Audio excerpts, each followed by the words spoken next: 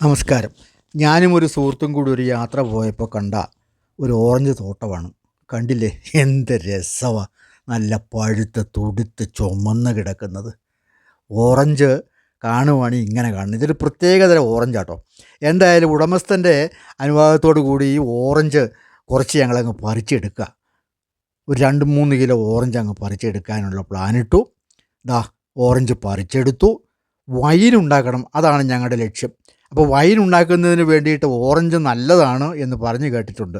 അതിൻ്റെ തൊണ്ടൊക്കെ പൊളിച്ച് നല്ല ക്ലിയറാക്കി ഇങ്ങ് എടുത്തിട്ട് ഓറഞ്ചിൻ്റെ ഈ വൈന് രുചി കൂടുതൽ കിട്ടാൻ വേണ്ടി ഒരു പൈനാപ്പിളും പിന്നെ ഒരു 2-3 ആപ്പിളും കൂടി മേടിച്ച് ചെത്ത് റെഡിയാക്കി ക്ലിയറാക്കി ഇങ്ങ് എടുത്തിട്ട് കുറേ മസാലക്കൂട്ടും ഒക്കെ അങ്ങ് തയ്യാറാക്കി മറയൂർ ശർക്കരയും പൊടിച്ചെടുത്ത് പട്ടയും ഗ്രാമ്പുവും എല്ലാം ചേർത്ത് വേലീഫും എല്ലാം ചേർത്ത് അടുക്കി ഒരു പ്ലാസ്റ്റിക് ജാറിലേക്ക് അടുക്കുകയാണ് നമ്മൾ.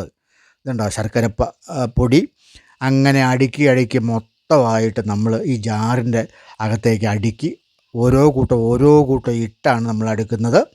അങ്ങനെ അടുക്കി ഇതുണ്ടല്ലേ പട്ടയൊക്കെ ഇട്ടു. അത് കഴിഞ്ഞ് അവസാനമായിട്ട് ഇതെല്ലാം കൂടി ചേർത്ത് അങ്ങ് ഇട്ട് കഴിഞ്ഞു.